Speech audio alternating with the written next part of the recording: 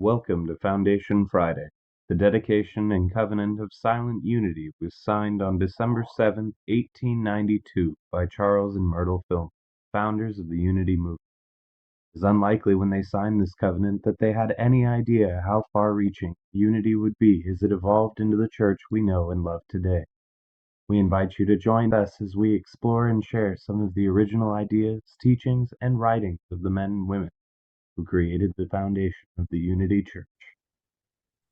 Hi, thank you for joining us today for our Foundation Friday program. Today we are looking at the works of Eric Butterworth. He isn't actually one of the founders of the Unity movement, but his work is used to teach Unity ministers and teachers even today. This is one of his essays on abundant living, and you can find this and so much more at truthunity.net if you would like to find it for yourself. This essay is titled From Whining to Refining. Here we go. Here's a story that is old and well known. It is a story of a poor farmer who struggled for years to glean a livelihood out of his rocky soil and whined about the inadequacy of his means. Eventually, he gave up in despair and went away to seek his fortune elsewhere. Years later, he came back to his old farm and saw that it was swarming with machinery, and there was more wealth being dug out of it every day than he ever even dreamed existed. Where he had whined about the terrible rocky soil he had tried to farm, now that same rocky soil was being refined into diamonds, for this was the age of the great Kimberley diamond field. I've always been impressed with that thought of refining instead of whining. So often we are like that farmer in that we are beggars sitting on top of gold. We struggle with the raw material and we whine about the limitations of life.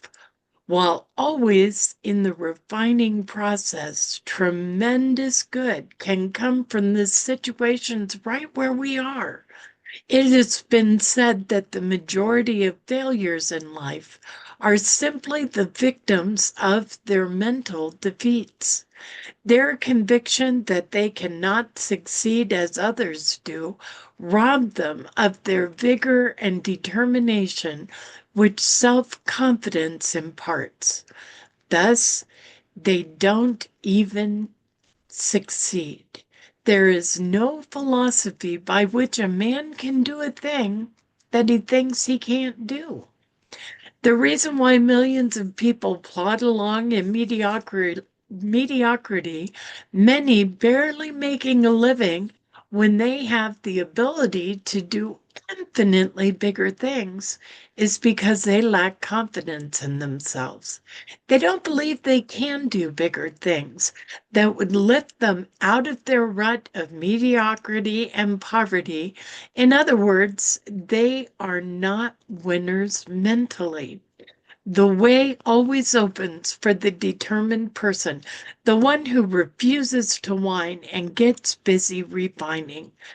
It is a victorious mental attitude, a consciousness of power, the sense of mastership that always does big things in the world. If two persons with equal ability, one with the power of self-confidence and the other living with self-doubts, limitations, and negations, are given similar tasks, there is no question one will succeed and the other will fail. The self-confidence of the one multiplies his power 100-fold, and the lack of it subtracts 100-fold from the power of another. How much time do you spend choosing which task you will perform, which way you will go, and what you will do? Every day is a day of decision. We constantly stand at the crossroads in our business dealings, in our personal relationships, in our homes. There is always the necessity of choice. How important then that we can have faith in ourselves and in the infinite intelligence that lives within us. How important to know that we can determine whether to whine or to refine, whether to be conformed to this world, as Paul says, or be transformed by the power of the mind. In this constantly changing world with its complex forces all around us, we sometimes cry out that we are driven by circumstance, that we have no choice. The fact remains that we always choose to do the things we do.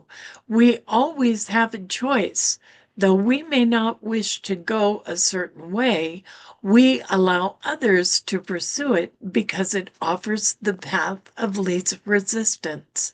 Sometimes the path of least resistance is the easiest to follow, and we are tempted to take it even when we know it will probably bring future discomforts and complications.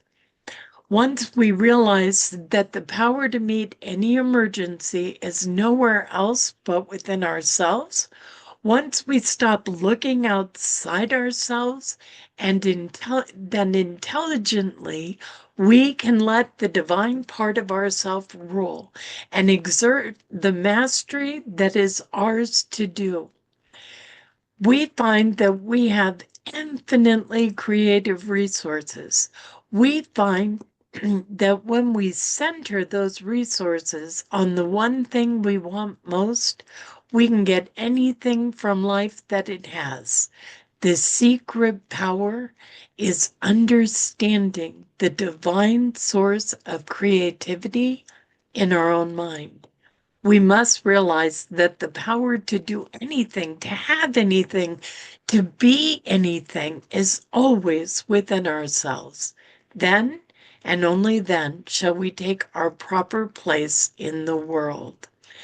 As Bruce Barton put it in his delightful little book, The Man That Nobody Knows, somewhere at some unforgettable hour, the daring filled Jesus' heart, and he knew he was bigger than Nazareth. Again, Barton says, but to every person of vision, the clear voice speaks. Nothing splendid has ever been achieved except by those who dared to believe that something inside them was superior to circumstance.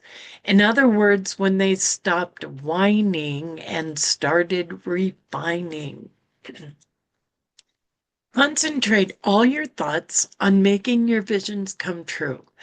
Thinking is the current that runs the dynamo of power.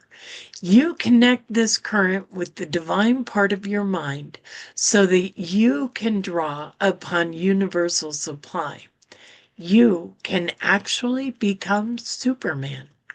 Do this, and you will be using the key to find the solution to every problem in life. How do you approach your work every day?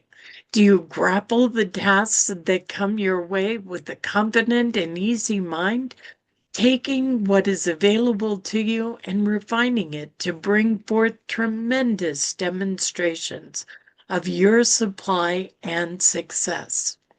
Or do you start the day with a feeling of dread and distaste?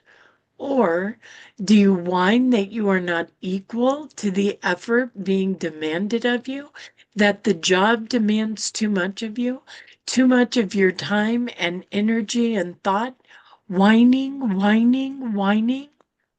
Why not start refining?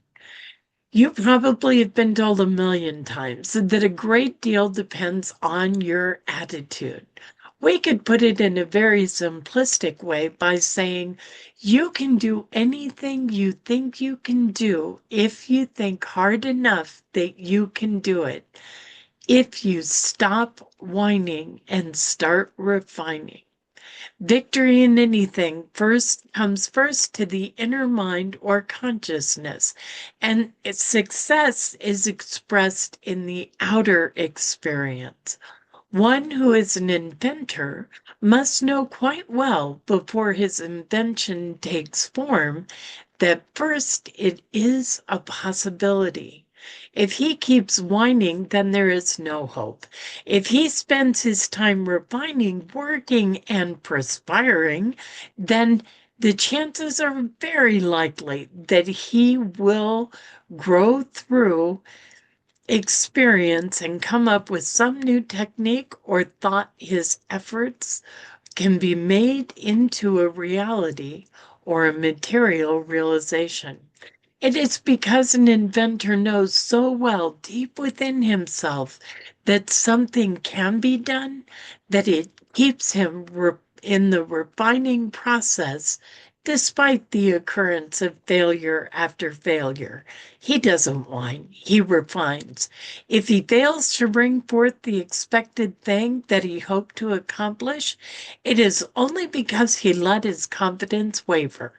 He let outer circumstances, people, and things influence him instead of sticking with his own inner convictions.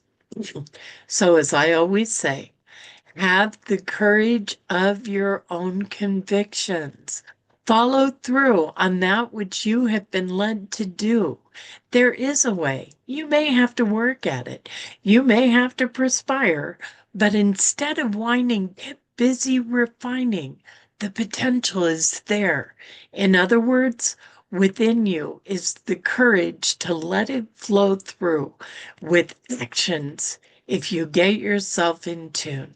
That which you feel inside that you can do, or even that you would like to do, can be done.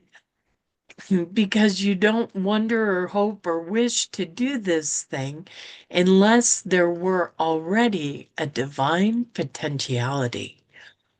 Real deep-seated desire is the forerunner of accomplishment.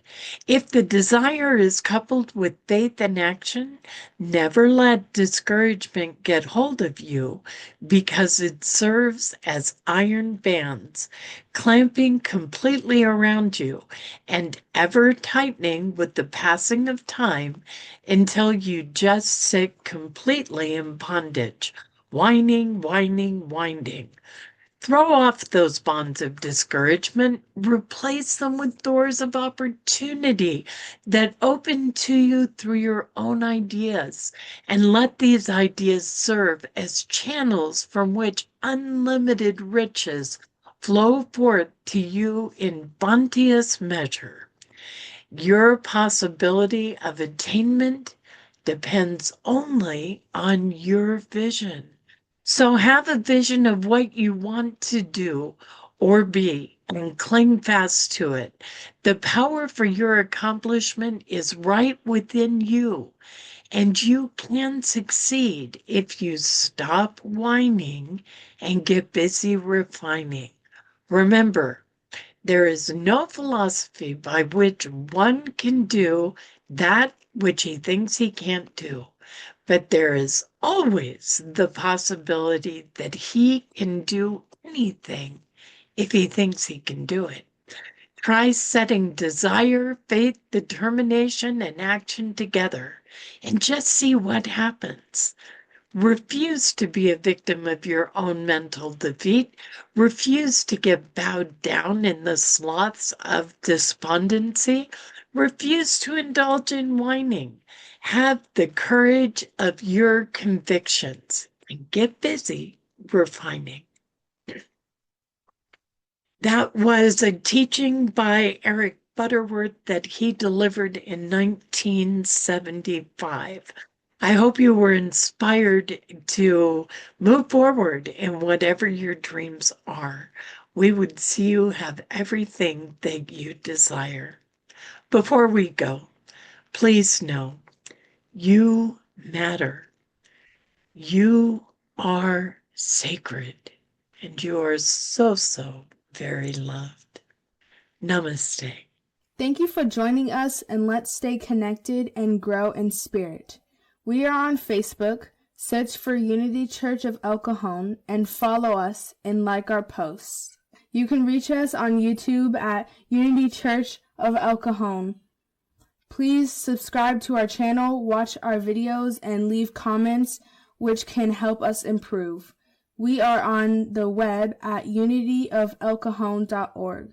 Email or call our church office to receive our weekly newsletters, which lists all of our activities and opportunities to learn and grow together.